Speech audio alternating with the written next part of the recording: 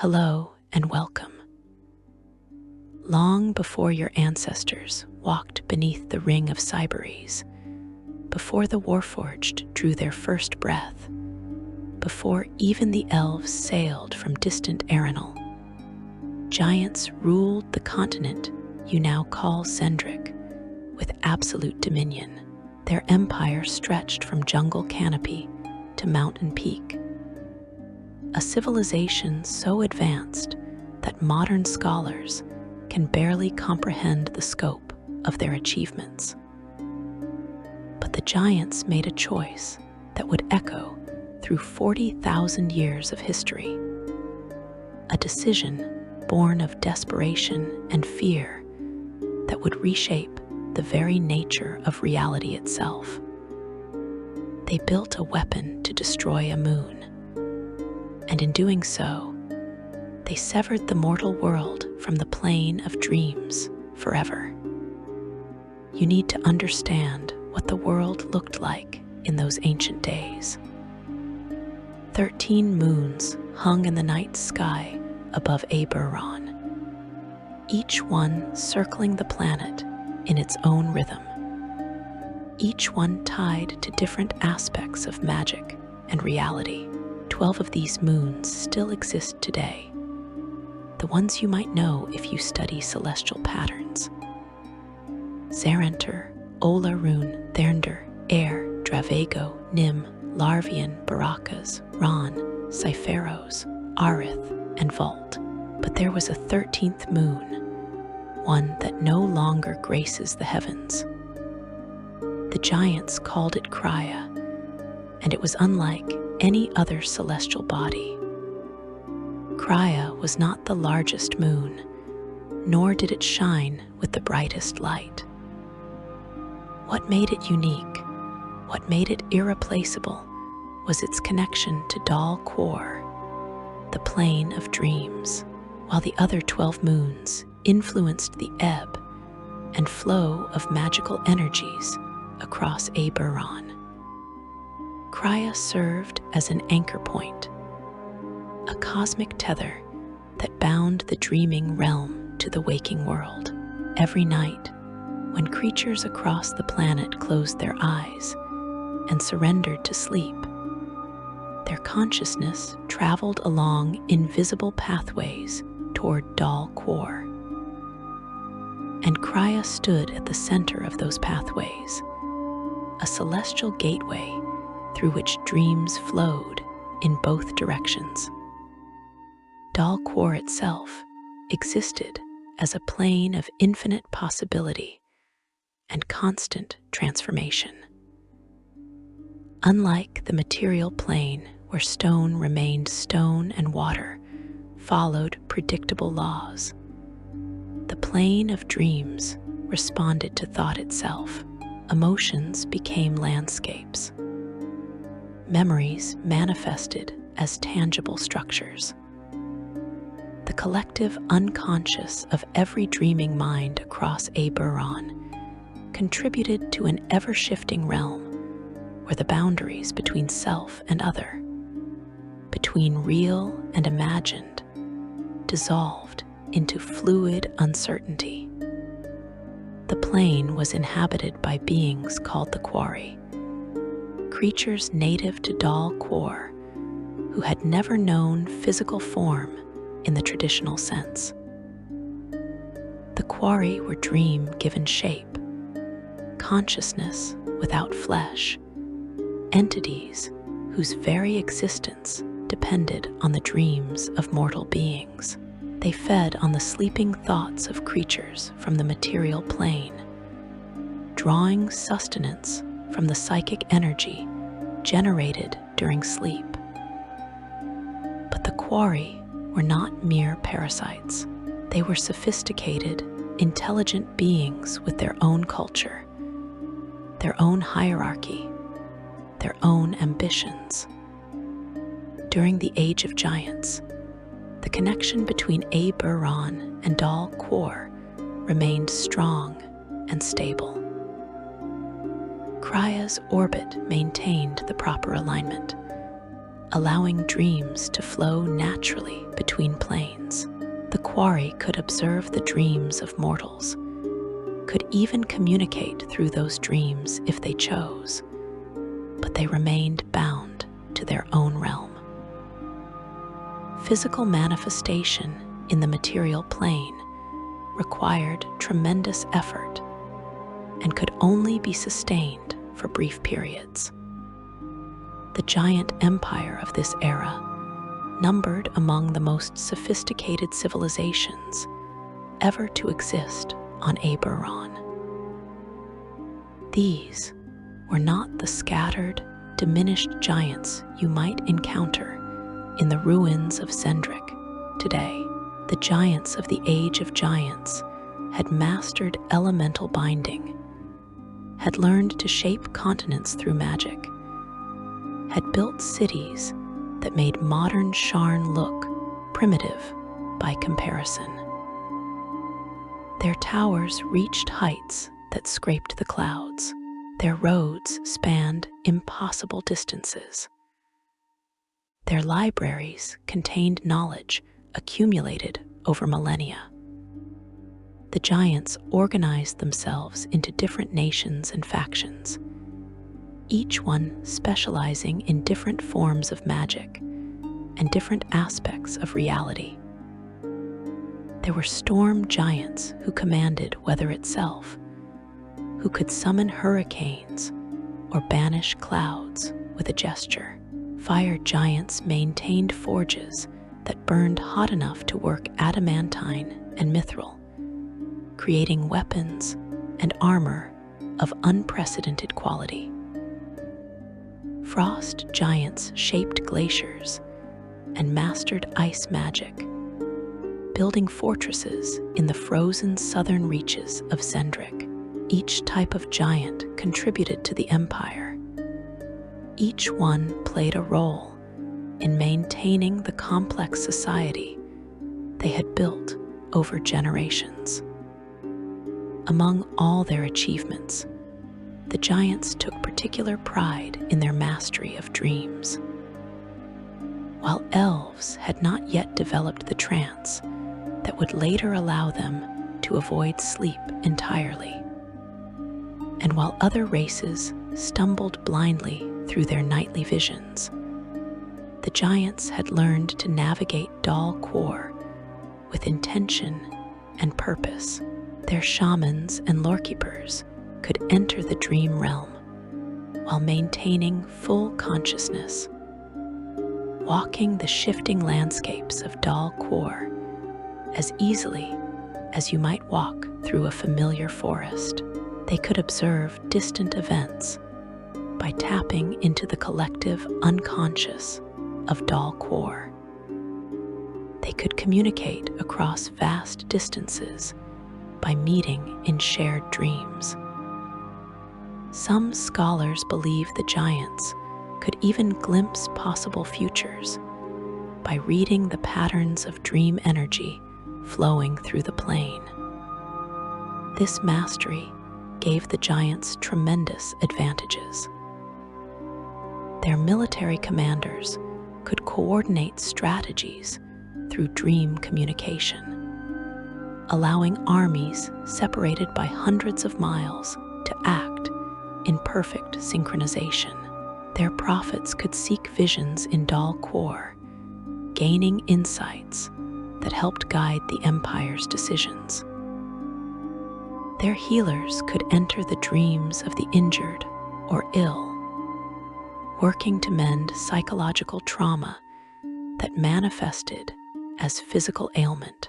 The connection to Dal Quor was not merely useful. It was fundamental to how giant civilization functioned. Young giants underwent training in dream navigation from an early age. By the time a giant child reached adolescence, they were expected to demonstrate basic proficiency in lucid dreaming. The most talented became dreamwalkers, specialists who spent years mastering the intricacies of Dal Quor. These dreamwalkers formed an elite class within giant society, advisors, and seers whose counsel was sought by even the highest rulers. The Quarry, for their part, seemed content with this arrangement during the early millennia of giant civilization. They had access to rich dream energy from the giants and from the countless other creatures inhabiting Eberron. The Quarry were ruled by their own hierarchy, with more powerful entities commanding the lesser spirits. During this period, the Quarry who held dominance over Dal Quor were different from those who would later come to power. These earlier Quarry did not seek to invade the material plane or dominate mortal minds. They remained in their realm, content to observe and occasionally interact through dreams. But Dal Quor itself was not static. The plane of dreams underwent cycles, fundamental shifts in its nature that occurred over vast stretches of time. These cycles were called the turns of the age, and they represented complete transformations of Dal Quor's essential character. When a turn occurred, the dominant Quarry would be overthrown and replaced by different Quarry who embodied the new age's nature. If Dal Quor turned toward nightmare, then Quarry of fear and terror would rise to power. If it turned toward hope, then benevolent dream spirits would rule. The giants, with their sophisticated understanding of Dal Quor, were among the first to sense when a turn was approaching. Their most skilled dreamwalkers began experiencing disturbing visions during their travels through the plane of dreams. The landscapes of Dal Quor grew darker, more twisted. The Quarry they had known for generations became hostile and evasive. New entities appeared, creatures of shadow and nightmare who regarded the dreaming giants with hunger rather than curiosity. The giant empire's greatest seers gathered to interpret these omens. They performed rituals of divination, seeking to understand what was coming. What they discovered filled them with dread. Dal Quor was turning toward darkness, shifting into an age of nightmare and terror. A new faction of Quarry was rising to power, entities who did not merely wish to observe mortal dreams, but to control them, to dominate them, to use them as pathways for invasion. These new Quarry were called the Dreaming Dark, though some scholars believe this name came later. They were ruled by a collective of the most powerful nightmare spirits, with the entity known as the Devourer of Dreams standing at their apex. Unlike the Quarry who had ruled Dal Quor for the previous age, the Dreaming Dark had ambitions that extended beyond their native plane.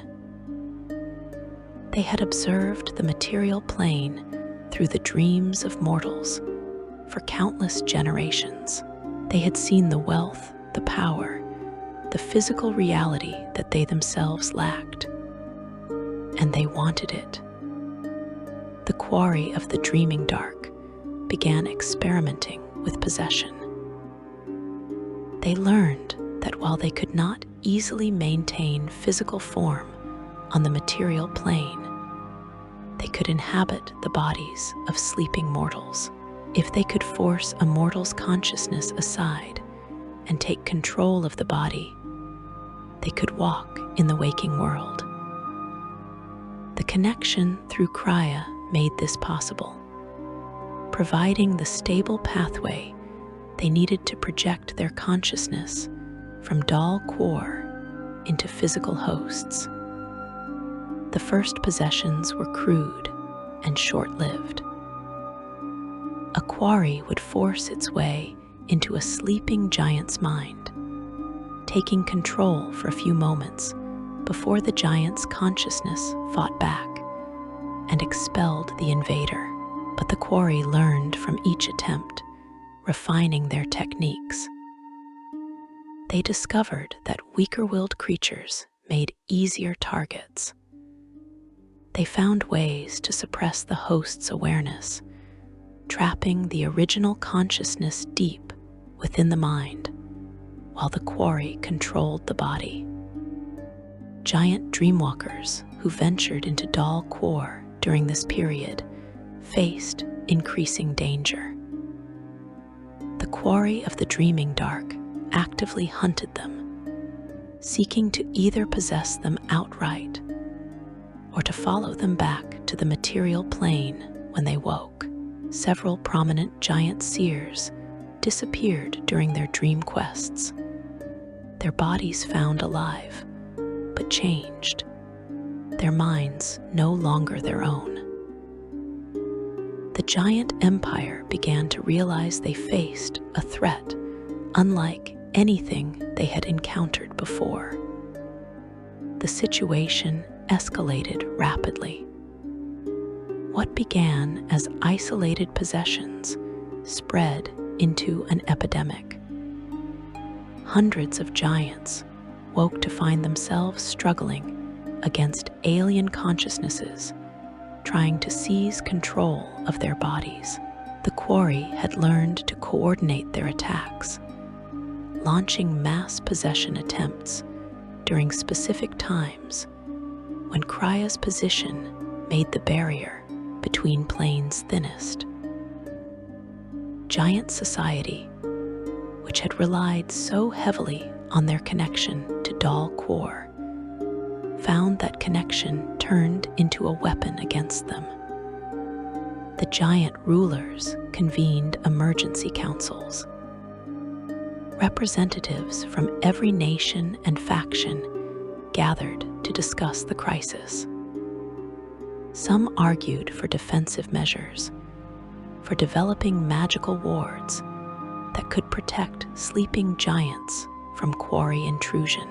Others proposed offensive strategies, suggesting they send armies of dreamwalkers into Dal Quor to fight the quarry on their home ground. But as the debates continued and the possessions multiplied, a more radical faction began to gain support. This faction, led by some of the Empire's most powerful archmages and artificers, proposed a solution so extreme that it was initially dismissed as impossible. They would sever the connection between Eberron and Dal Quor entirely. They would destroy Crya itself, eliminating the celestial anchor that allowed the planes to remain aligned. Without Crya, the pathways between planes would collapse. The quarry would be trapped in Dal Quor, unable to reach the material plane. The invasion would end before it could truly begin. The cost of such an action would be catastrophic. Destroying Crya would not merely cut off the quarry. It would fundamentally alter the relationship between Eberron and Dal Quor. Giants would lose their ability to navigate the plane of dreams. The prophetic visions that had guided their civilization would cease. All the advantages they had gained from their dream mastery would vanish, and no one could predict what other consequences might follow from destroying one of Eberron's 13 moons. But as the quarry invasion intensified, as more and more giants fell under possession, the arguments of the radical faction gained traction. The giant empire was facing an existential threat. If the quarry succeeded in their conquest of Dal Quor and perfected their possession techniques, they could potentially overwhelm all of giant civilization. Every sleeping giant would become a potential enemy. The empire would tear itself apart from within. The decision was made. The giants would build a weapon capable of destroying Crya.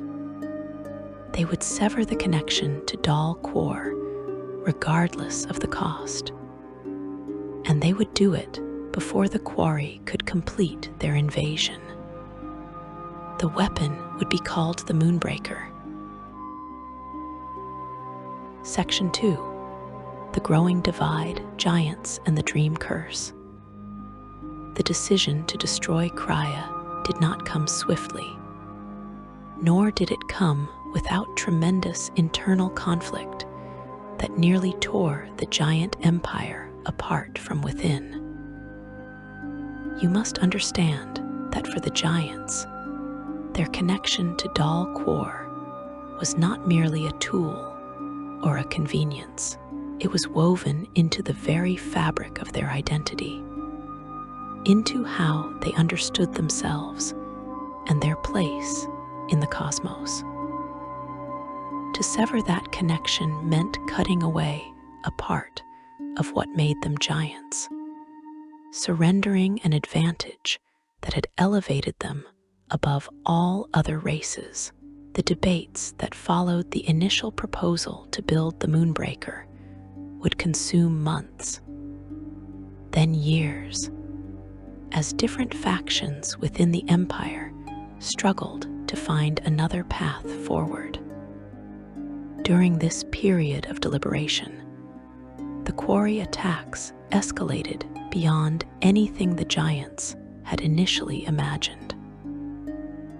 What began as isolated possession, attempts transformed into coordinated assaults that struck at the heart of giant civilization.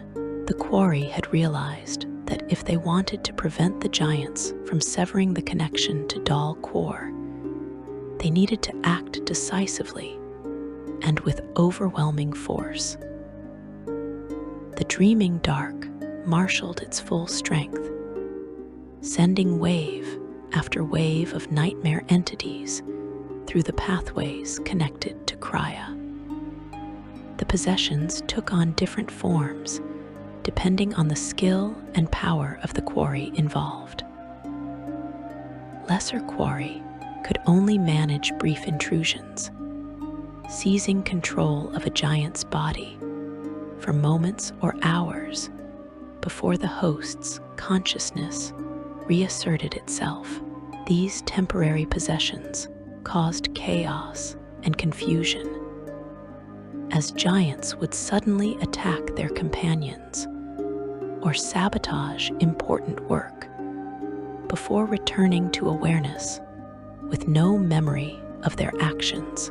But the more powerful quarry, the lords and princes of the Dreaming Dark, could achieve something far more sinister. These mighty quarry learned to completely suppress a giant's consciousness, trapping the original mind so deeply that it could never resurface. The possessed giant would appear normal in every way, speaking and acting with full awareness, maintaining all the memories and knowledge of the original host. Based on what we know about quarry abilities, only the most skilled dreamwalkers could detect the subtle wrongness, the alien presence lurking behind familiar eyes. These deep possessions allowed the quarry to infiltrate the highest levels of giant society. Paranoia spread through the empire like a plague. How could you trust your fellow council member when they might be a quarry wearing a giant's face? How could you share military secrets when the listener might report directly to the Dreaming Dark? Giant civilization which had functioned through cooperation and shared purpose for millennia, began to fracture under the weight of mutual suspicion. The giant nations responded differently to the crisis based on their traditions and strengths. The storm giants, who had always relied on their connection to Dal Quor for weather prophecy, found their visions corrupted when they entered the dream realm seeking guidance about coming storms. They encountered Quarry, who fed them false information, leading to catastrophic miscalculations. Hurricanes struck without warning because the storm prophets had been shown peaceful skies in their dreams. Droughts persisted because the seers were deceived into believing rain would come. The fire giants, pragmatic and less dependent on dream magic, advocated for immediate military action. They proposed assembling an army of their most powerful warriors and mages, creatures who could resist possession through sheer force of will, and sending them into Dal Quor itself. The fire giant artificers began developing weapons specifically designed to harm incorporeal entities, forging blades that could cut through dream stuff and armor that could repel psychic intrusions. But when the first expeditionary forces entered Dal Quor, they discovered the terrible truth about fighting the Quarry on their home ground. In the plane of dreams, the Quarry possessed absolute control over reality. They could reshape the landscape at will, turning solid ground to quicksand or conjuring walls of flame from nothing. They could multiply themselves endlessly, creating dream duplicates that felt pain and died, but cost nothing to replace. The giant warriors, for all their strength and magical power, were bound by the limitations of their physical forms, even when projecting their consciousness into Dal Quor. They tired, they bled, they could be overwhelmed by sheer numbers. This suggests the first expeditionary force was annihilated within hours, with the second lasting only slightly longer. The frost giants, masters of preservation and patience, suggested a defensive approach. They developed complex warding systems designed to protect sleeping giants from quarry intrusion. Enormous crystalline structures were erected in major cities, towers that hummed with protective magic and cast shields over entire districts. The wards worked after a fashion. Giants sleeping within their protection experienced fewer possession attempts. But the magic required constant maintenance and tremendous energy. The wards could not be extended to cover all of Xen'drik, could not protect the rural settlements and frontier outposts where much of the empire's population lived. As months turned to years, the strain on giant society became unbearable. Agricultural production declined as farmers, afraid to sleep, worked themselves to exhaustion, and then succumbed to possession during moments of unavoidable rest. Trade between different regions slowed to a trickle as merchants refused to travel, knowing they would need to sleep during long journeys and would be vulnerable to quarry attack. The great libraries fell silent as scholars abandoned their dream research. The very field that had once been the pride of giant intellectual achievement. The social fabric of the empire began to unravel. Traditional bonds between different giant nations weakened as each group focused on its own survival. Ancient alliances fractured when possessed giants committed atrocities that their hosts' nations were blamed for. Blood feuds erupted between clans, each side claiming the other had been infiltrated by Quori. The unified empire that had stood for thousands of years threatened to collapse into warring factions. The Dreamwalkers, the elite class who had once guided giant civilization, suffered the worst fate. Their very expertise made them prime targets for the Quori. When a Dreamwalker entered Dal Quor, they announced their presence like a beacon, their trained consciousness blazing with power that attracted nightmare entities from across the plane. The Quori hunted Dreamwalkers with particular viciousness, seeking to possess these skilled practitioners and turn their abilities against the Empire. Many Dreamwalkers went mad.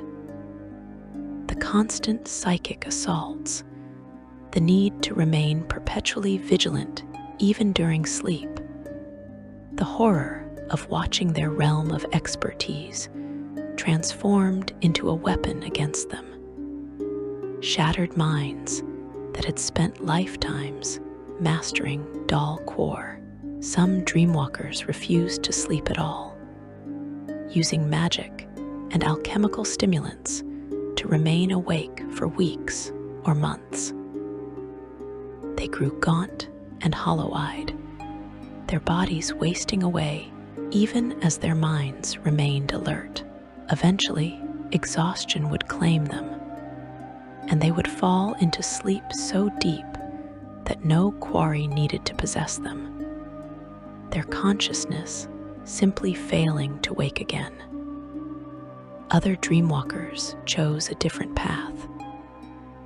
Based on what we know, they entered Dal Quor one final time, projecting their full consciousness into the plane, and then severed their own connection to their physical bodies. Their bodies back in the material plane would die, but this could imply their spirits would remain in the dream realm, becoming something neither giant nor Quori. These lost Dreamwalkers wandered Dal Quor as ghosts, occasionally helping other giants who ventured into dreams, but more often simply drifting through the nightmare landscapes, searching for a peace they could never find. The prophetic visions that had once guided the Empire became actively dangerous. Giant seers who attempted divination rituals found their visions corrupted by Quori influence. They would see futures that seemed clear and certain, paths that appeared to lead to victory or prosperity, only to discover too late that the visions had been deliberately falsified. The Quori had learned to manipulate the flow of prophetic information, showing the giants what the dreaming dark wanted them to see. This corruption of prophecy led to disasters that accelerated the Empire's decline. A storm giant seer, trusted for centuries of accurate predictions, received a vision showing that an attack on a particular Quori stronghold within Dal Quor would succeed and break the back of the invasion. The giant military committed tremendous resources to the assault, sending thousands of their best warriors and mages into the dream realm. It was a trap. The Quori had planted the vision, had shown the seer exactly what they wanted her to see. The giant forces walked into an ambush that destroyed an entire generation of military leadership. After that catastrophe, many giants stopped trusting any form of prophecy or divination. But this created its own problems. The empire had relied on visions and dreams to coordinate activities across vast distances, to make strategic decisions, to plan for the future. Without that guidance, the giants were flying blind, making choices based on incomplete information and hope rather than foreknowledge. The debates about the Moonbreaker intensified as the situation deteriorated. The faction supporting the weapon's construction grew stronger with each quarry victory, with each possession, with each corrupted vision. But significant opposition remained. Giants who refused to accept that severing the connection to Dal Quor was necessary or even possible. These opponents raised valid concerns. No one truly understood what would happen if Crya was destroyed.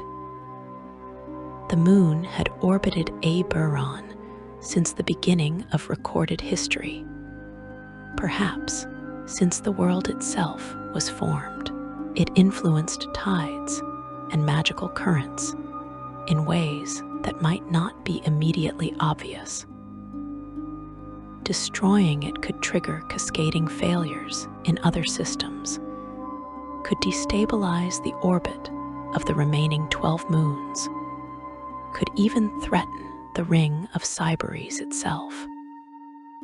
More fundamentally, the opponents argued that the connection to Dal Quor was worth fighting to preserve. They pointed out that the quarry were not invincible, that giant civilization had weathered other crises and emerged stronger if they could develop better defenses, better wards, better techniques for detecting and expelling possessed individuals. They might be able to resist the invasion without sacrificing their dream heritage. Some opponents suggested negotiation. Perhaps the dreaming dark could be reasoned with, could be offered something they wanted in exchange for ending their aggression. Perhaps the giants could help the quarry achieve physical manifestation through controlled means rather than possession. If the quarry simply wanted access to the material plane, maybe a compromise could be reached. The faction supporting the Moonbreaker dismissed these arguments as naive and dangerous.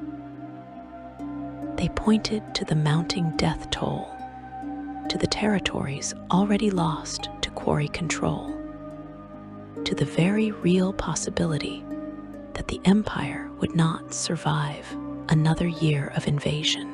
They argued that the quarry had already demonstrated they could not be trusted through their use of deception and corrupted prophecy.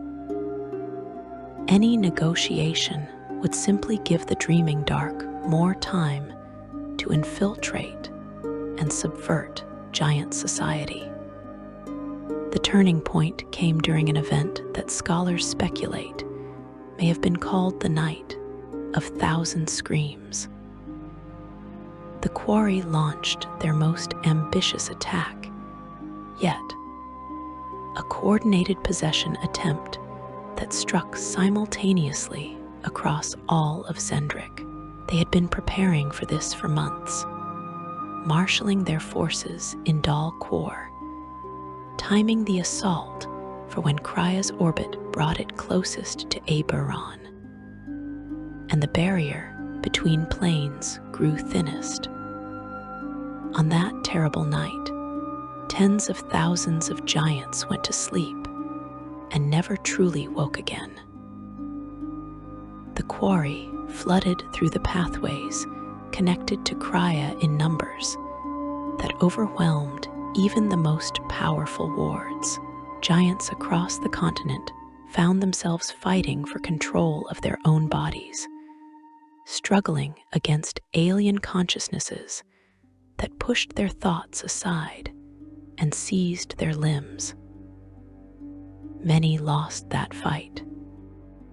By dawn, entire cities had fallen under quarry control. Possessed giants walked the streets with unfamiliar mannerisms, speaking in voices that sounded wrong to those who had known them for decades. Some possessed giants immediately turned violent, attacking their neighbors and family members in an attempt to create more hosts for waiting quarry. Others acted more subtly, maintaining a facade of normalcy while working to undermine the empire's defenses from within. The giant rulers, many of whom had themselves barely survived possession attempts during this massive assault, convened an emergency council. This time, there was no lengthy debate. The opposition to the Moonbreaker had been shattered by the scale of the catastrophe. Even the most dedicated opponents of the weapon acknowledged that the Empire could not survive another attack of such magnitude. The vote was nearly unanimous. The giants would build the Moonbreaker. They would pour every resource, every scrap of knowledge, every ounce of magical power they possessed into creating a weapon capable of destroying Crya, and they would do it as quickly as possible before the quarry could launch another overwhelming assault. The decision brought a grim unity to the fractured empire. Giants who had been arguing and fighting among themselves for years suddenly found common purpose. The different nations pooled their expertise, combining storm giant weather magic with fire giant artifice and frost giant preservation techniques. The greatest minds of the age, those who had survived the possessions and the madness, gathered to solve the unprecedented challenge before them. But even as the giants united behind the project, they knew what it would cost them. Building the Moonbreaker would require sacrifices beyond mere resources and time. The weapon they were planning existed at the very edge of possibility, operating on principles of magic that pushed against the fundamental laws of reality. Creating it would demand a price measured not in gold or materials, but in lives and souls. The giants accepted that price. They had already lost too much to the quarry invasion. They would not lose their entire civilization. Whatever it took to build the Moonbreaker, whatever horrors they had to embrace, whatever dark bargains they had to make, they would do it, because the alternative was extinction. The construction of the weapon would test the Empire in ways the quarry invasion never had. It would force the giants to explore forms of magic they had previously considered forbidden. It would require them to make choices that would haunt their descendants for 40,000 years. But they had committed to the path. There could be no turning back now. Section 3. Forging the Moonbreaker. The construction site chosen for the Moonbreaker stretched across a highland plateau in the heart of Xen'drik.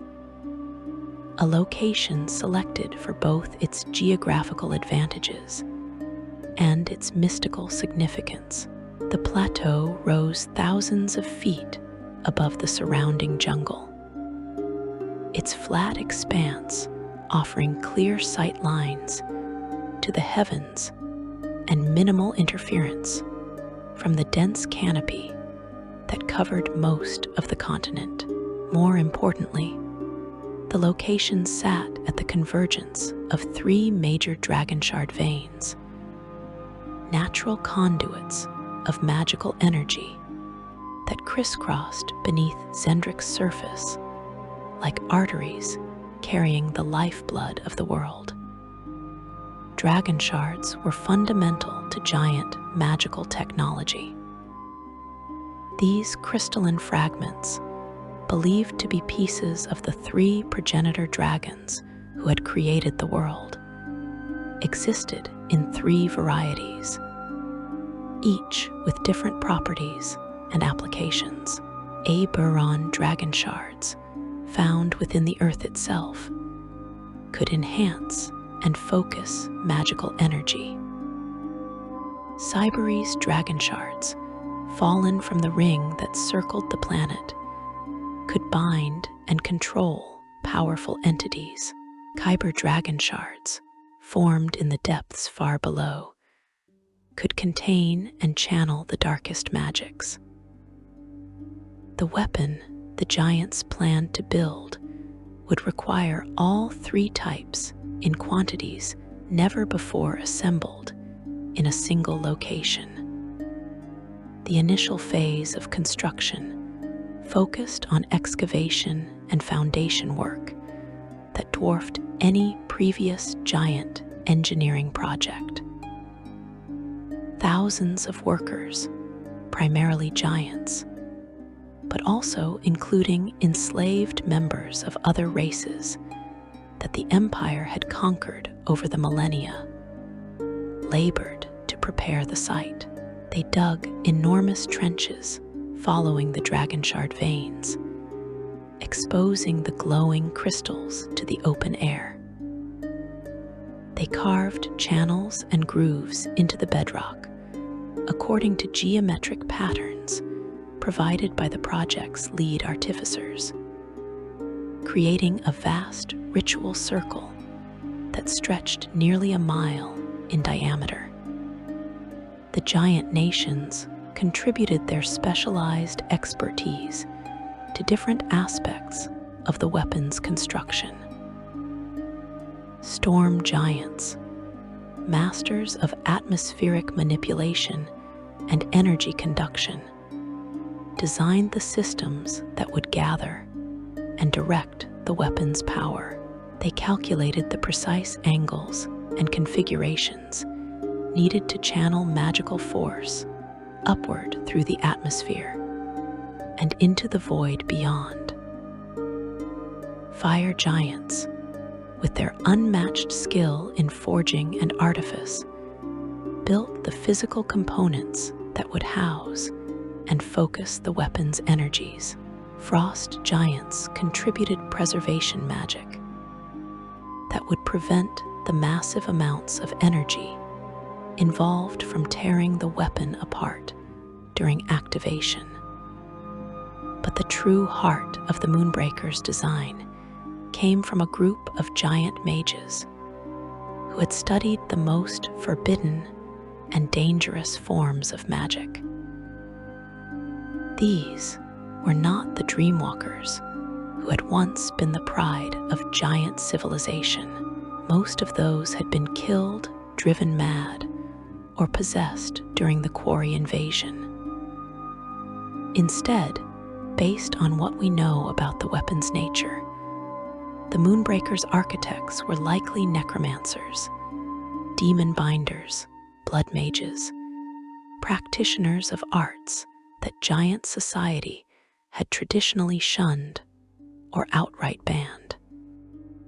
The weapon they designed operated on principles that most giant mages found disturbing.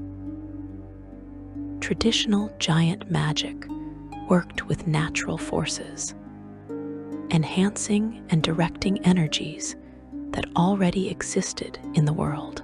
The Moonbreaker would instead tear those energies from their sources, consuming them in a single catastrophic release. It would not merely destroy Crya through brute force, but would fundamentally unweave the magical bonds that connected the moon to Dal Quor and to Aberon itself, creating such a weapon-required components that could only be obtained through terrible means.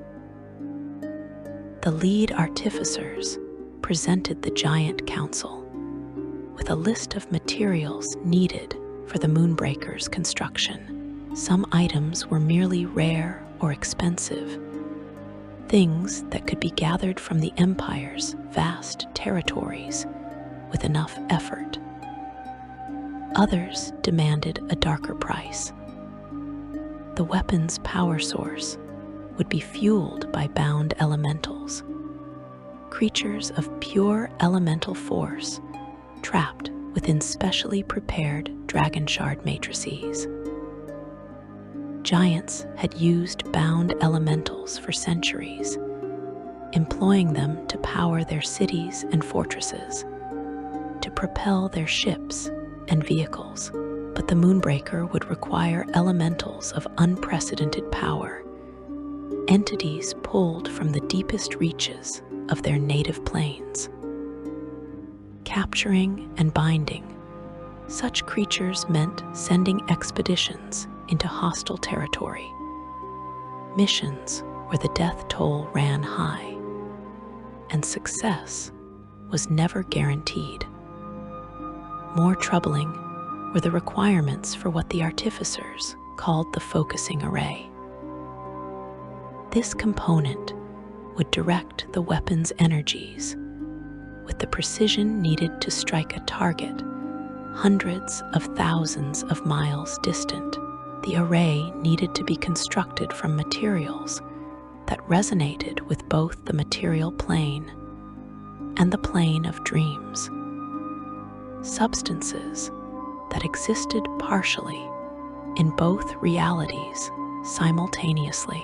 After months of research and experimentation, this suggests the artificers identified only one material that met these specifications: crystallized dreams harvested from Dal Quor itself.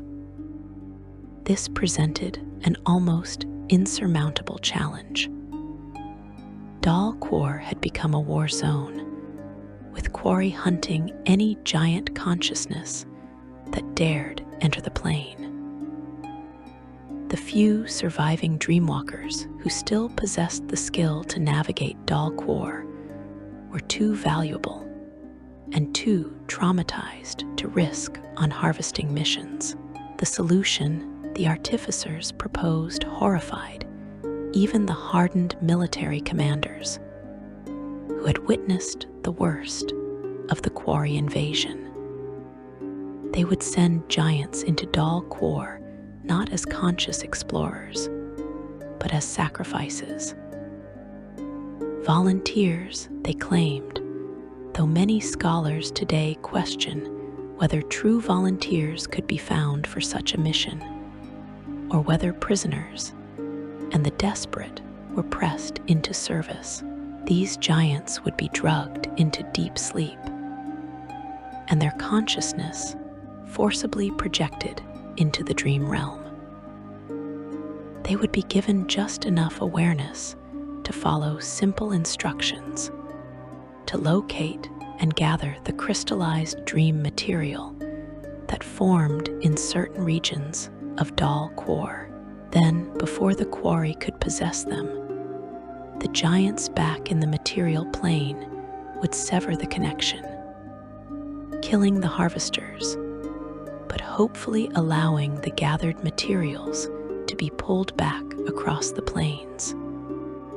The harvesting missions began despite protests from those who still clung to some vestige of giant ethical standards. Dozens of giants died in the first attempts, their consciousnesses torn apart in the process of crossing between planes, or destroyed by quarry who fell upon them the moment they materialized in Dal Quor. But eventually, based on what we can infer, the artificers refined their techniques. The death toll remained appalling, but crystallized dream material began to accumulate in the workshops where the Moonbreaker's components were being assembled. The weapon's targeting mechanism required equally disturbing components. To strike Crya with sufficient precision, the Moonbreaker needed to be attuned to the moon itself, to understand its position and movement with perfect accuracy. The storm giant astronomers who specialized in celestial mechanics had extensive charts and calculations, but mathematical models alone would not suffice. The weapon needed a direct connection to its target. The solution involved what the artificers called sympathetic resonance, a magical principle where two objects connected by some intrinsic quality could influence each other regardless of distance. To create this connection with Crya, the giants needed physical material from the moon itself.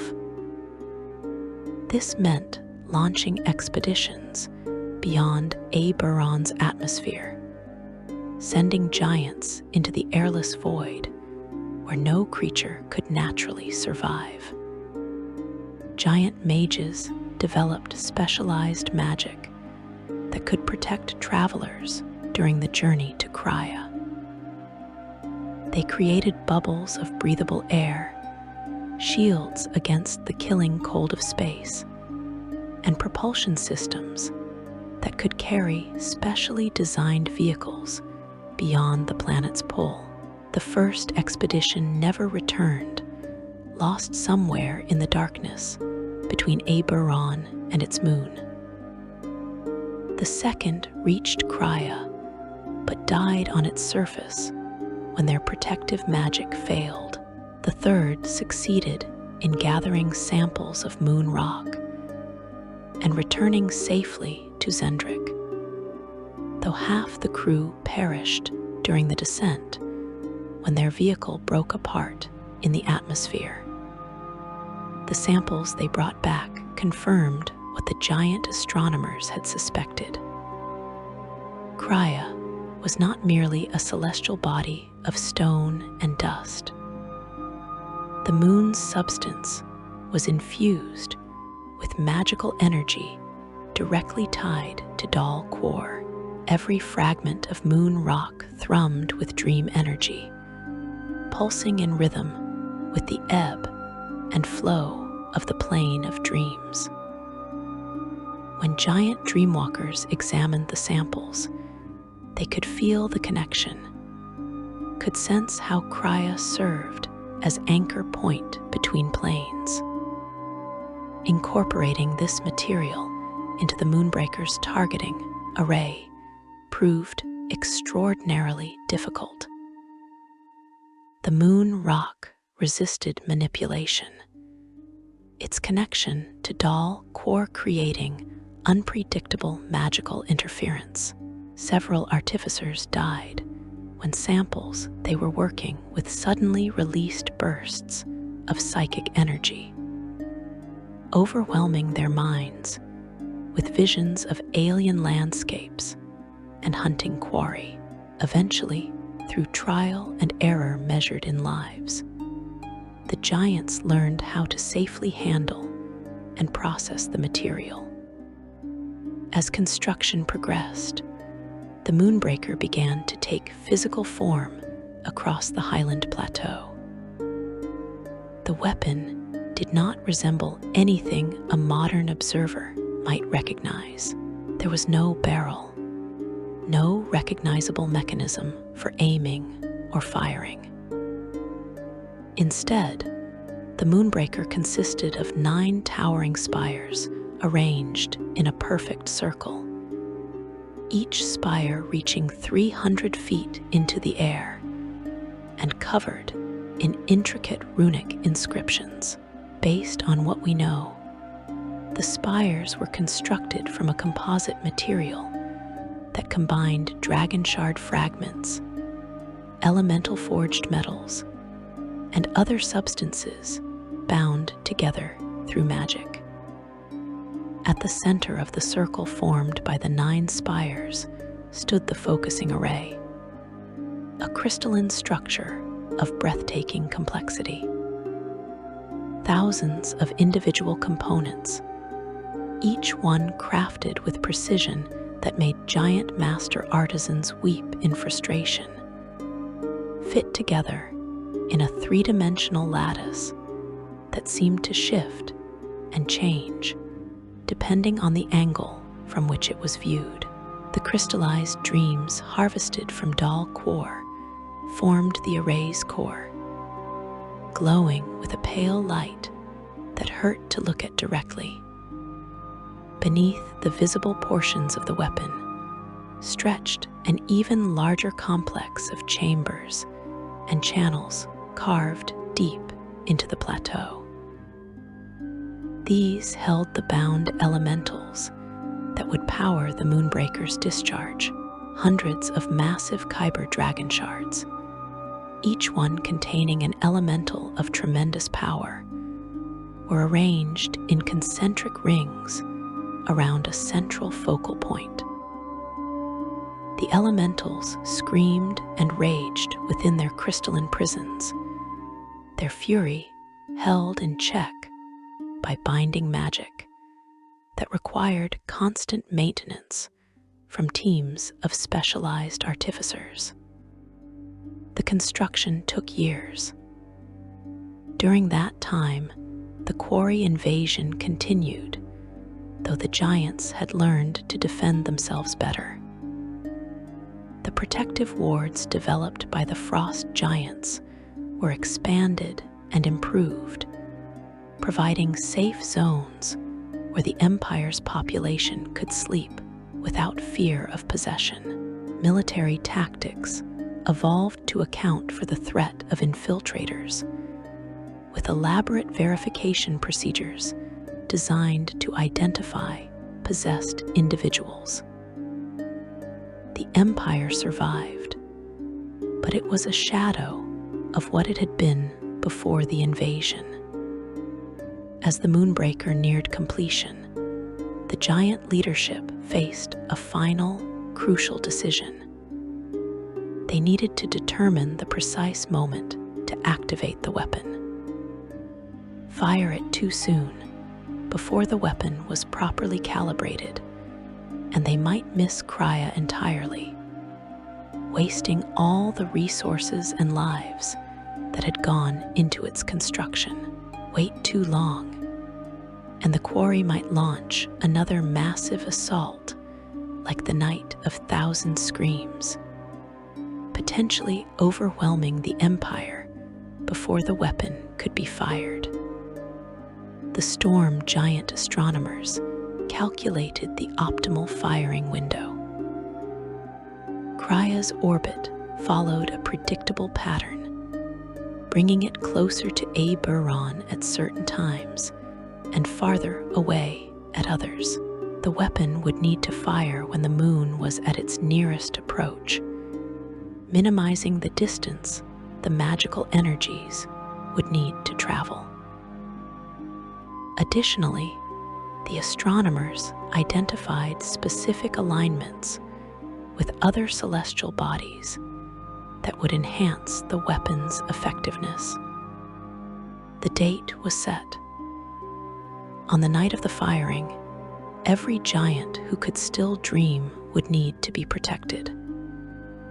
The quarry would sense what was happening the moment the weapon began to charge, and they would launch everything they had in a desperate attempt to stop it.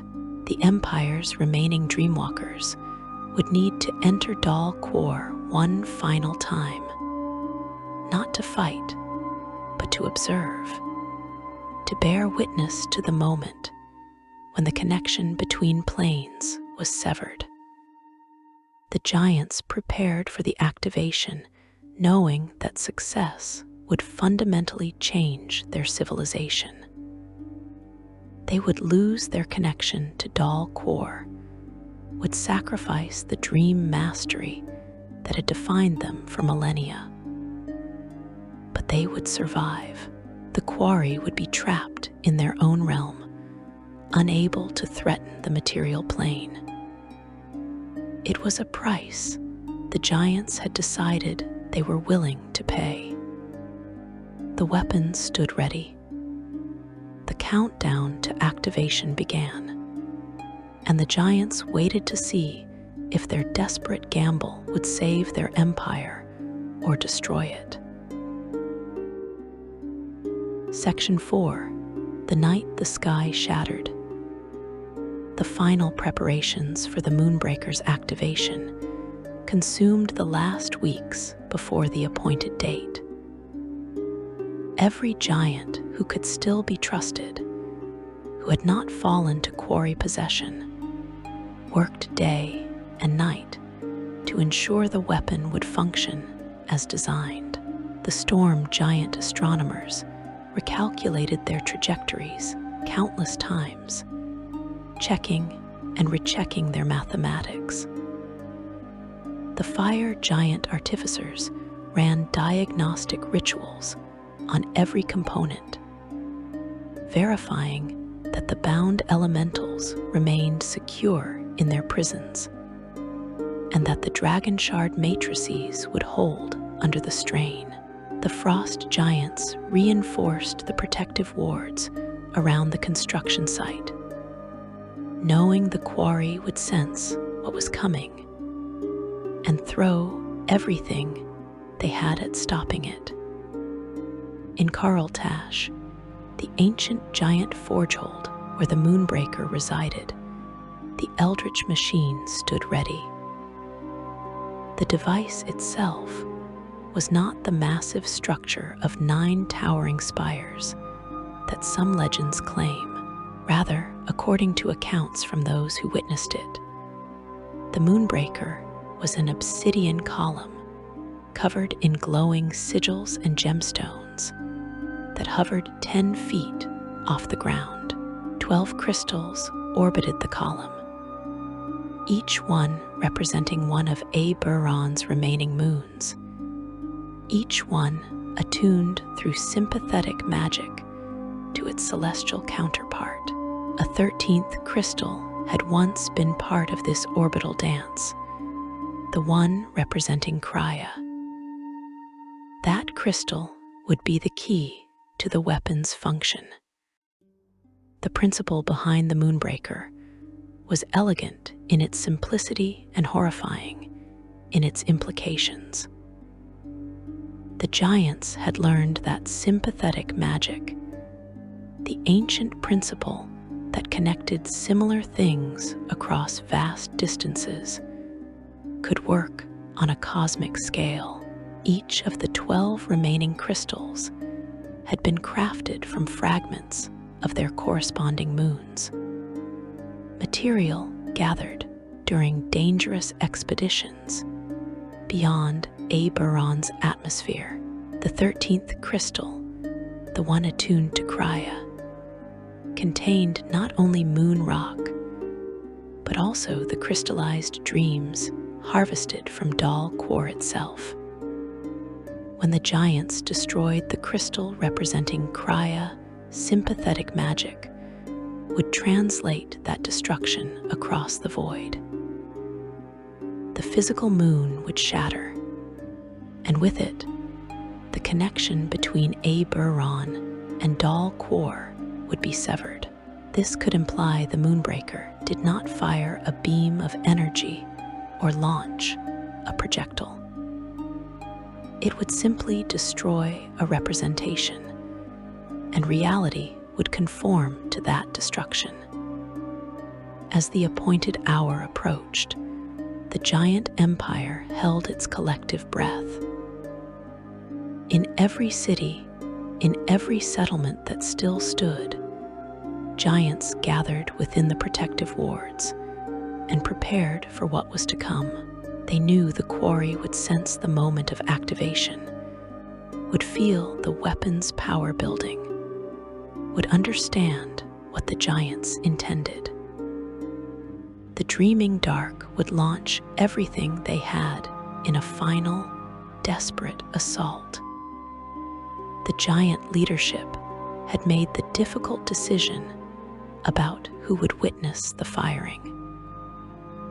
The Empire's remaining dreamwalkers, those few who had survived the years of hunting and madness, would enter Dal Quor one last time, not to fight, not to harvest materials or conduct reconnaissance, but simply to observe.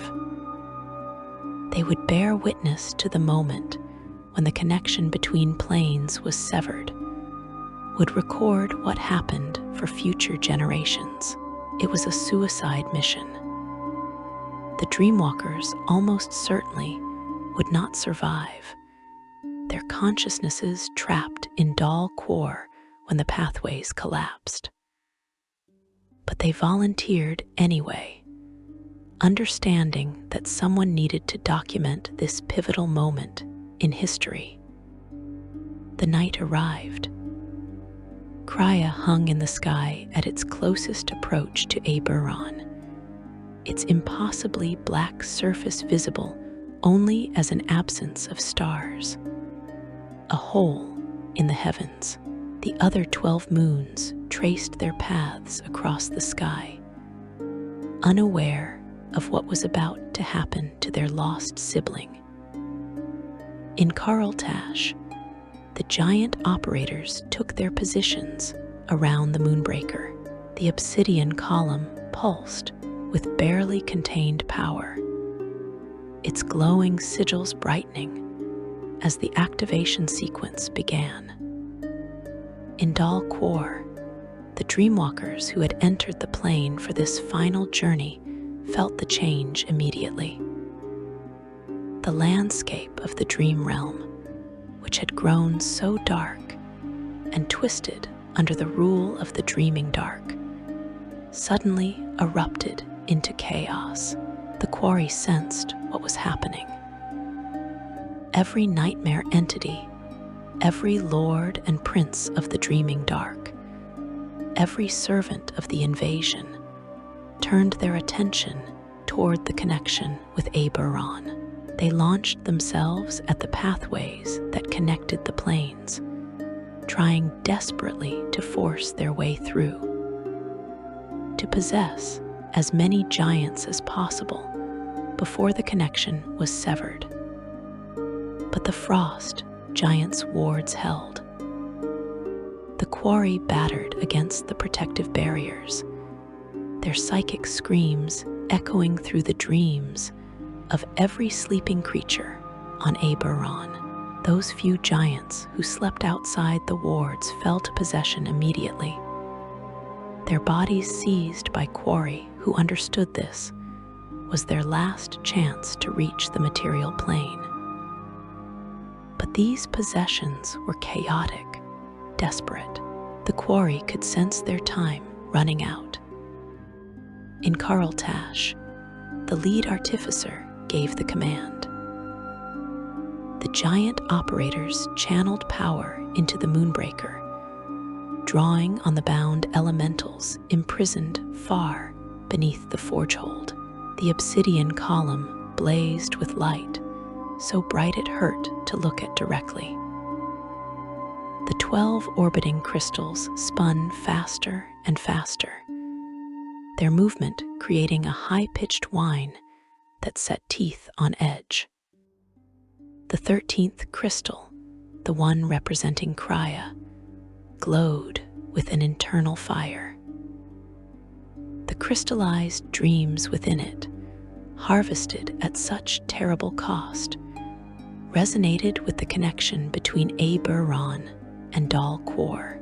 The operators could feel the sympathetic link.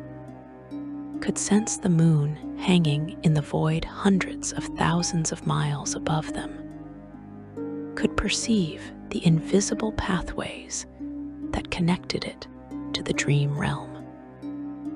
The artificer spoke a word of power, a sound that should not have been possible for a living throat to produce. The 13th crystal shattered, and Crya died. The giant dreamwalkers in Dal Quor witnessed the moment of severance from the other side. They saw the pathways that connected the planes suddenly collapse, the cosmic tethers snapping like overstressed cables. The landscape of Dal Quor convulsed, reality itself reshaping as the plane was torn away from its anchor. The quarry who had been trying to force their way through to Eberron found themselves suddenly cut off, trapped in their own realm with no way to reach the material plane. The Dreaming Dark's rage shook the foundations of Dal Quor. The most powerful quarry, those lords and princes who had orchestrated the invasion, turned that rage on the giant dreamwalkers who had witnessed their defeat. Based on what we know of the dreamwalkers' fate, they were torn apart by nightmare entities, their consciousnesses shredded and scattered across the plane. But they had seen what they came to see. They had borne witness. On Eberron, the consequences of the moon's destruction became immediately apparent.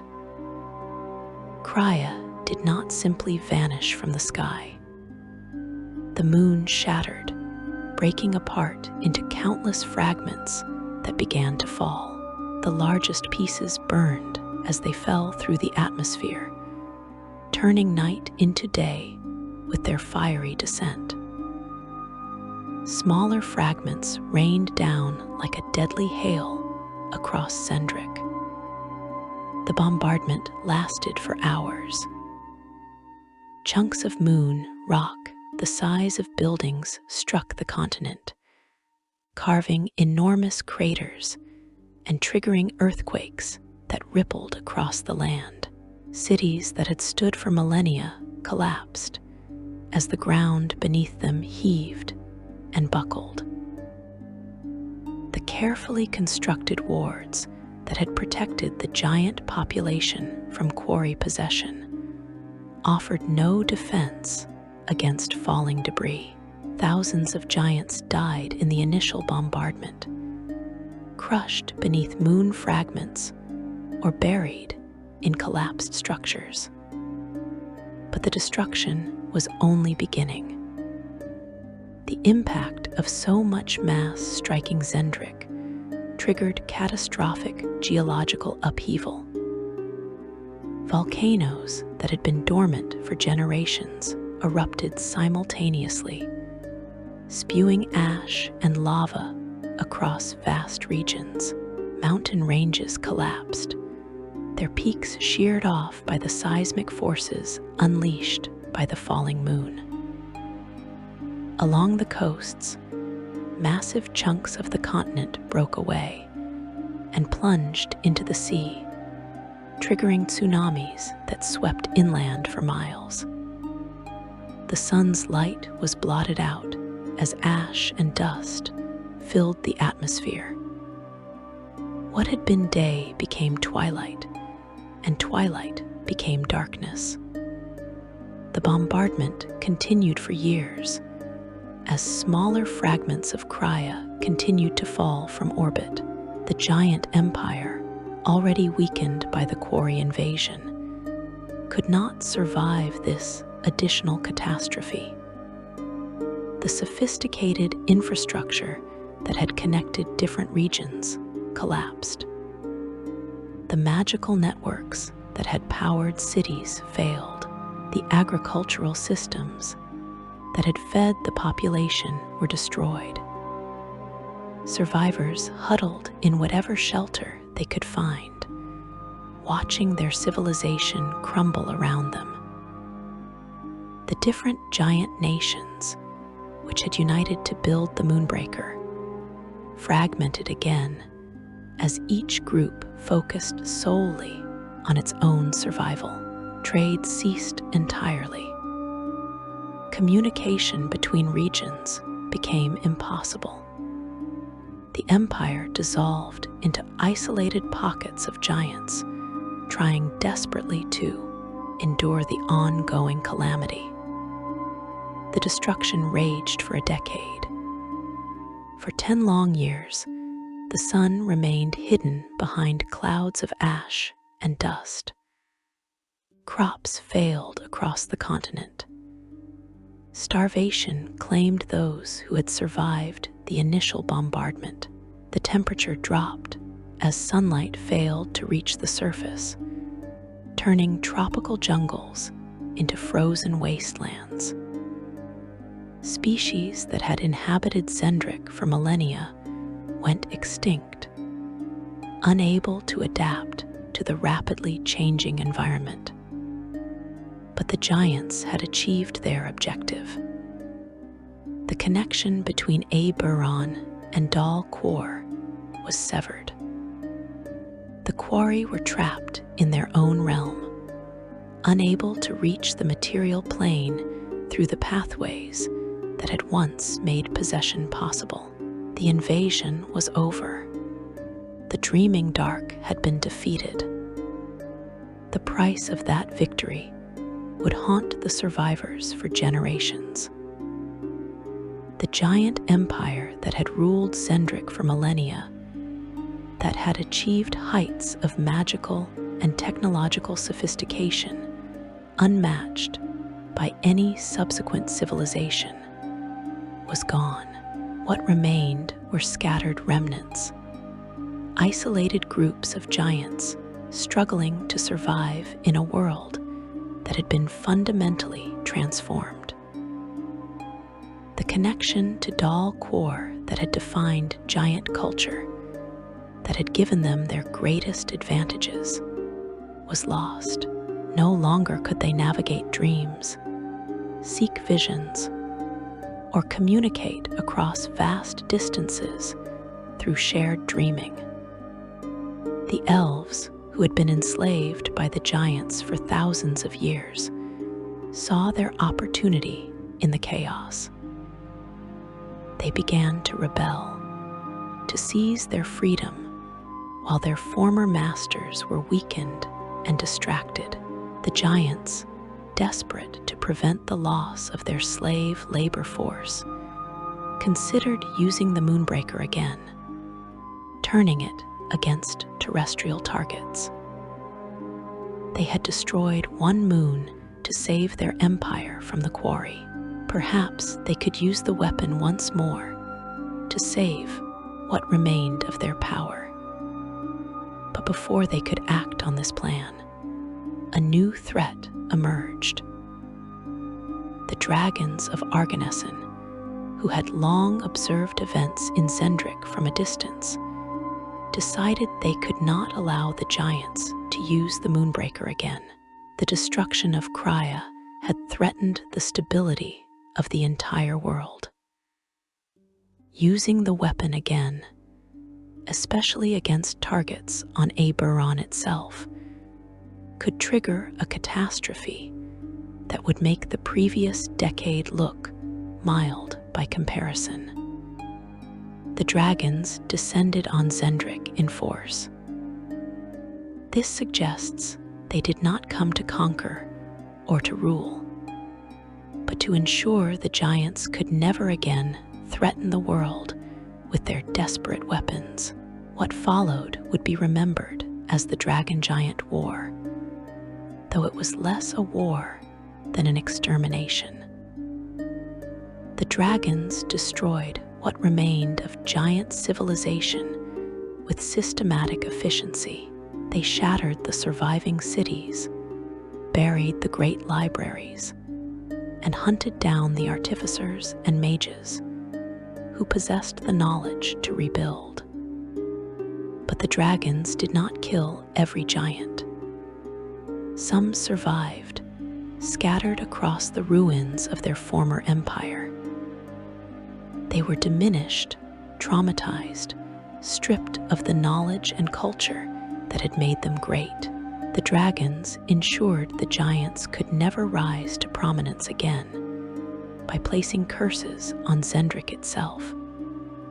Magical effects that made large-scale civilization impossible. These curses prevented accurate mapping of the continent, disrupted long-distance communication, and caused any group that grew too large or too powerful to suffer mysterious setbacks. The Moonbreaker itself was either destroyed or buried so deeply that no one could ever find it again. The dragons made certain that the weapon that had killed a moon and severed a plane could never be used again. 40,000 years later, the Giants of Xen'drik remain diminished. They live in small tribes scattered across the ruins of their ancestors' achievements. They have no written language, no sophisticated magic, no memory of the heights their empire once reached. The ancient giant cities stand empty, slowly being reclaimed by the jungle, their purposes and functions forgotten. And Dal Quor remains severed from Eberron. The plane still exists, still turns through its cycles, still hosts the quarry who were trapped there when Crya was destroyed. But the connection is broken. The pathways that once allowed dreams to flow freely between planes are gone. Mortals still dream, but their dreams can no longer take them to Dal Quor. The quarry can observe those dreams from a distance, but they cannot reach through to possess dreamers as they once did. The dreaming dark has not given up. For 40,000 years, they have worked to find another way to reconnect Dal Quor with Eberron. They have learned to possess willing hosts through complex rituals, creating the inspired who rule the nation of Xen'drik. They search constantly for a way to restore the connection, to complete the invasion their ancestors began in the Age of Giants. But the moon that once anchored the plains together is gone, its fragments scattered across Xen'drik or burned up in Eberron's atmosphere. The giants destroyed a moon to save their civilization. In doing so, they doomed that civilization to extinction. They severed the connection to Dal Quor permanently, trapping the quarry in their own realm, and they unleashed a catastrophe that reshaped Xen'drik and drew the wrath of the dragons down upon them. The Moonbreaker succeeded in its purpose, but the price of that success was measured in the death of an empire and the transformation of an entire continent. 40,000 years later, the ruins of that empire still stand as a warning. The giants reached for power beyond their ability to control. They built a weapon that killed a moon, and in the end, it destroyed them as surely as it destroyed their enemies. Section 5. The Legacy of a Shattered Moon. 40,000 years have passed since the night the giants fired the Moonbreaker and destroyed Crya. Empires have risen and fallen across Corvair in the time since. The 5 nations fought a century-long war that ended just 2 years ago. Warforged have awakened to sentience. The dragon-marked houses control vast economic empires. But the consequences of that ancient night continue to shape your world in ways both obvious and subtle. The most immediate and visible legacy is the absence in the night sky.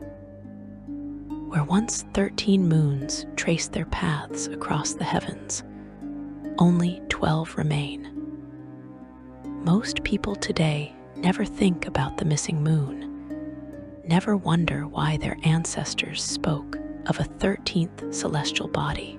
The number 12 has become sacred in many cultures, built into calendars and religious practices, with no memory that it was once 13. Only scholars who study the most ancient texts know the truth, and many of them dismiss the references to Crya as myth or allegory. But the greatest legacy of the Moonbreaker is the severed connection between Eberron and Dal Quor. The pathways that once allowed mortal consciousness to travel freely to the plane of dreams collapsed when Crya was destroyed. This could imply that the fundamental nature of dreaming itself changed in that moment. You still dream when you sleep, as does every sentient creature on Eberron. Your mind still wanders through landscapes of memory and imagination, but those dreams no longer take you to Dal Quor. Instead, based on what scholars understand, when you dream, you create a temporary demiplane, a bubble of dream reality that exists only for the duration of your sleep. These personal dreamscapes draw on your memories, your fears, your desires. They are shaped by your subconscious mind and influenced by your experiences. But they are yours alone, isolated from the greater plane of dreams that once connected all dreaming minds. The quarry can still observe these dreams from Dal Quor. The severing of the connection did not make mortals invisible to the dream spirits. The quarry can look across the void that now separates the planes and watch the dreams of sleeping creatures. They can even communicate through dreams, sending visions and messages to specific individuals. But they cannot cross that void. They cannot possess dreamers as they once possessed the giants. This limitation has shaped the actions of the dreaming dark for the past 40,000 years. The quarry who rule Dal Quor, the nightmare spirits who call themselves the servants of Il-Lashtavar, the dreaming dark, have never accepted their imprisonment. They have spent millennia searching for a way to restore the connection between planes. To complete the invasion, their ancestors began during the Age of Giants. Their first major success came approximately 1,500 years ago. Through methods that remain unclear, the quarry discovered a way to possess willing hosts. If a mortal dreamer could be convinced to voluntarily accept a quarry presence, if they would open their mind and surrender control, then possession became possible even across the severed connection. This form of possession required elaborate rituals and special circumstances. It could not be performed on sleeping targets who resisted or who were unaware of what was happening, but for those who agreed, who welcomed the quarry into their minds. The barriers between planes could be overcome. The quarry used this discovery to create the inspired. On the continent of Sarlona, east of Corvair across the vast barren sea, the Dreaming Dark began a campaign of subtle manipulation. They appeared in dreams to influential individuals, to ambitious nobles and power-hungry warlords. They offered knowledge, magical power, and the strength to achieve their goals. All they asked in return was that the dreamer allow the quarry to share their body, to guide their actions, to work together toward mutual benefit. Many accepted. Over centuries, the quarry built a network of possessed agents across Sarlona. These early inspired overthrew existing governments, conquered rival nations, and gradually unified the continent under their control. They established the nation of Xen'drik, a vast empire where the inspired rule openly as god emperors. And the common people worship the quarry spirits they claim brought civilization to humanity. But the Dreaming Dark was not satisfied with mere possession of willing hosts. They wanted something more reliable, more permanent. Through magical breeding programs that span generations, they created a new subspecies of humanity called the Chosen. These individuals were born with unusual spiritual qualities that made them perfect vessels for quarry possession. A Chosen cannot resist when their patron quarry seeks to possess them. The spirit can enter and depart at will, using the chosen body as a permanent anchor point in the material plane.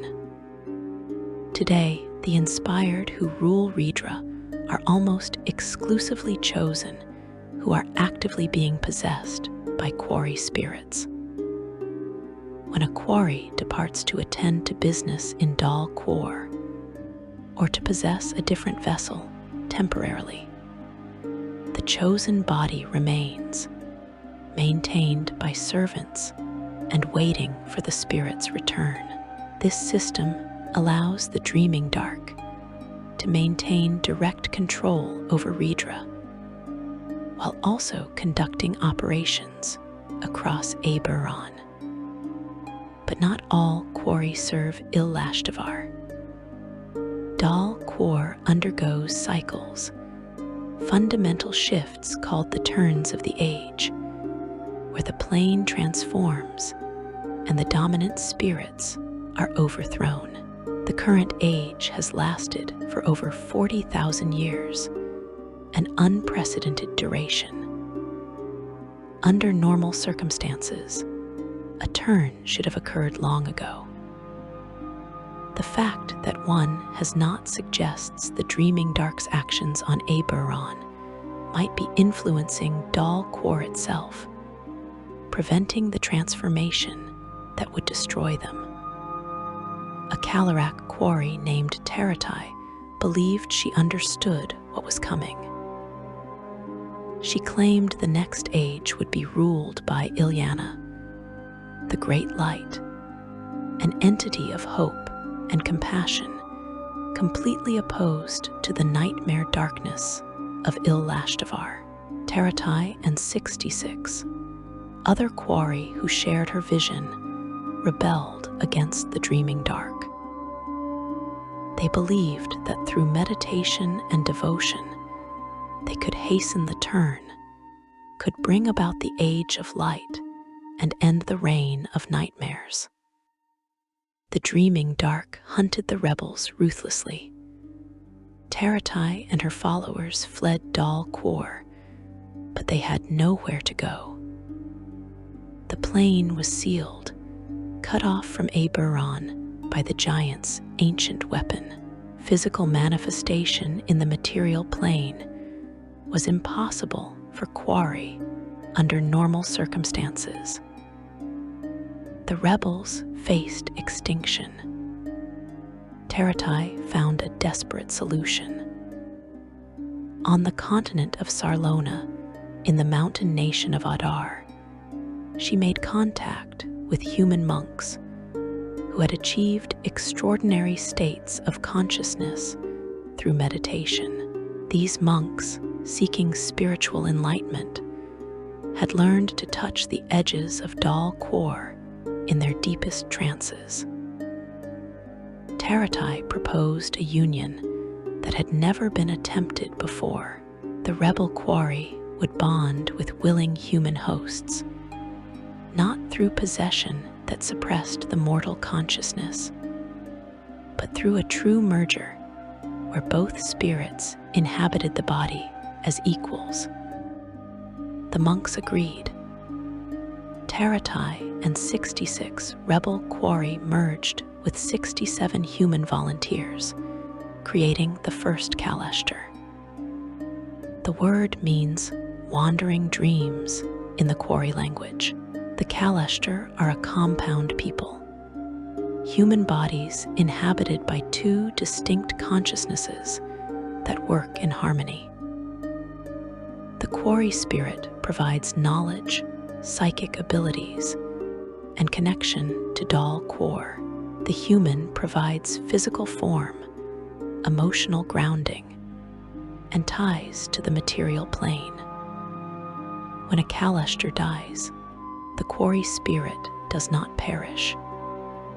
It returns to the collective consciousness of its lineage, waiting to bond with a new Kalashtar infant. Teratai herself has been reborn thousands of times over the past 1,500 years. Her consciousness passed down through generations of Kalashtar who carry her name, as long as one Kalashtar of a lineage survives. The quarry spirit bound to that line continues to exist. The Kalashtar follow the path of light, a spiritual discipline focused on meditation, compassion, and devotion. They believe their practices can influence Dal Quor from a distance, can slowly turn the wheel toward the age of Ilyana. They believe they are harbingers of transformation, working to change the fundamental nature of the dream realm. The dreaming dark has never forgiven the Kalashtar for their rebellion. For 1,500 years, the inspired have hunted them across Sarlona and beyond. Agents of the dreaming dark infiltrate Kalashtar communities, sowing discord and assassinating leaders.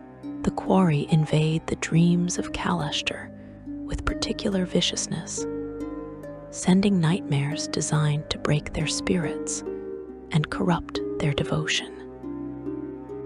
Many Kalashtar have fled to Corvair, seeking refuge in the 5 nations where the inspired's reach is less direct. But even there, they remain hunted, forever looking over their shoulders for agents of the darkness that destroyed their quarry ancestors.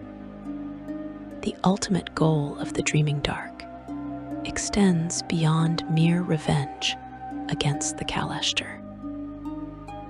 The quarry believe that by controlling the dreams and thoughts of mortals across Eberron, they can prevent the turn of the age from ever occurring. If they can dominate mortal civilization completely, if they can force every dreaming mind to dream the dreams they devise, they believe they can maintain the current age of nightmare indefinitely. To achieve this goal, the dreaming dark seeks to reconnect Dal Quor with Eberron. They study ancient texts from the Age of Giants, searching for clues about how the planes were once aligned. They conduct experiments with manifest zones, places where the boundaries between planes grow thin, testing whether these natural weak points can be exploited. They manipulate politics and economics across Corvair through subtle infiltration, positioning themselves to seize control when the opportunity arises. Some scholars believe the Dreaming Dark searches for the Moonbreaker itself, the weapon that severed the connection between planes might also be capable of restoring it if its principles could be understood and reversed. The ruins of Xen'drik hold many secrets from the Age of Giants, buried beneath 40,000 years of jungle growth and protected by the dragon's ancient curses. Inspired agents operate in Stormreach, the largest settlement in Xen'drik, funding expeditions into the interior and collecting any artifacts related to the giant war against the Quarry. But the location of the Moonbreaker, if it still exists at all, remains one of Eberron's greatest mysteries. The dragons who destroyed the giant empire made certain that weapon could never threaten the world again. Based on what we can infer, they either obliterated it completely or buried it so deeply that no mortal search could hope to find it. The forgehold of Karltash, where the weapon was housed, has been lost to time. Treasure hunters and explorers search for it still, drawn by legends of ancient giant magic, but none have succeeded in finding the site. The giants themselves remember nothing. The descendants of the empire that built the Moonbreaker live in small tribes scattered across Xen'drik, primitive by the standards of modern civilization. They have no written language, no sophisticated tools, no connection to the glorious past their ancestors achieved. The dragon's curses ensure they never will. Any giant tribe that grows too large or too successful suffers mysterious setbacks. Buildings collapse for no apparent reason. Leaders die in unlikely accidents. Knowledge is lost or forgotten. You walk through a world shaped by the giant's desperate choice. Every night when you close your eyes and dream, you experience the consequence of their weapon.